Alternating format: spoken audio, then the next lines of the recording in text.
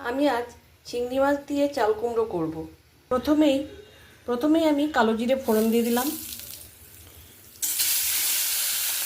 চিংড়ি মাছগুলো ছেড়ে দিলাম।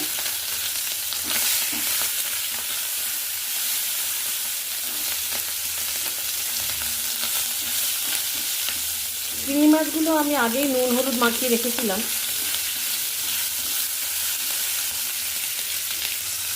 আমি একটা ছোট সাইজের টমেটো দিয়ে দিলাম। চাল কুমড়োটা আমি আগেই একটা সিটি দিয়ে সেদ্ধ করে রেখেছিলাম। আমি হাফ চামচ হলুদ আর স্বাদ অনুযায়ী লবণ দিয়ে দিলাম।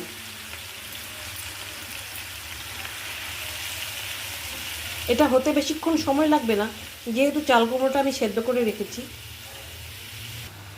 এখানে আমি 1 চামচ মতো চিনি নিয়েছি, ছোট চামচের হাফ চামচ লঙ্কার গুঁড়ো নিয়েছি, আর ছোট চামচের হাফ চামচ জিরের গুঁড়ো নিয়েছি। সামান্য জল দিয়ে নিলাম। এবার মশলাটা আমি গুলে নেব।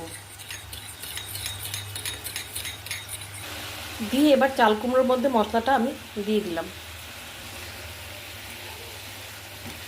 এবার ভালোভাবে নেড়ে চেড়ে এবার ঢাকা দিয়ে দিতে হবে।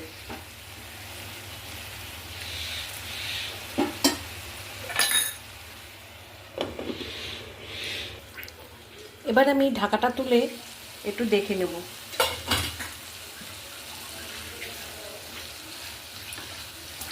একটু নেড়ে চেড়ে দিলাম। আরও খানিকটা হবে, আবারও একটু আমি ঢাকা দিয়ে দিচ্ছি। আবার আমি 7-8 মিনিট পর ফিরে এলাম। আমি 2টো কাঁচা লঙ্কা দিয়ে দিলাম। চাল কুমড়োটা আমার পুরো হয়ে গেছে। এবার আমি নামিয়ে নেব। চিংড়ি দিয়ে চাল কুমড়োটা আমি নামিয়ে নিয়েছি। রান্নাটা যদি আপনাদের ভালো লেগে থাকে অবশ্যই আমাকে সাবস্ক্রাইব করবেন, লাইক করবেন, কমেন্ট করবেন।